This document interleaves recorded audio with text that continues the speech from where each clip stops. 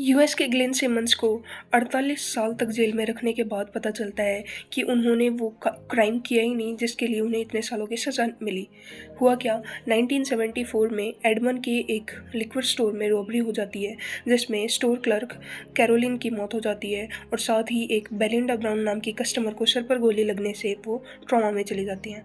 अब रॉबरी के कुछ दिन बाद उसी सिटी में एक मर्डर का केस सामने आता है जिसमें पुलिस ने लेनर्ड एंड डेल्बर्ट पीटरसन नाम के दो भाइयों को अरेस्ट किया होता है।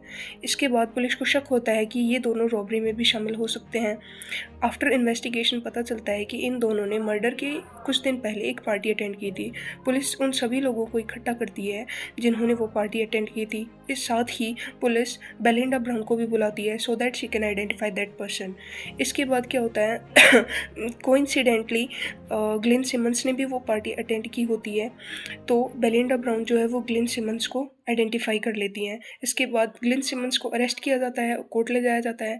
कोर्ट में ग्लेन सिमंस कहते हैं कि जिस दिन ये रॉबरी हुई उस दिन वो लगभग 1250 किलोमीटर दूर उस जगह से हाईवे पर थे, वो वहाँ पर थे ही नहीं, उनका कहना यह था। लेकिन जज ने आई विटनेस की बात पर भरोसा किया और उन्हें डेथ सेंटेंस का करार दिया गया, जो कि बाद में चल के लाइफ इम्प्रिजनमेंट में बदल दिया जाता है।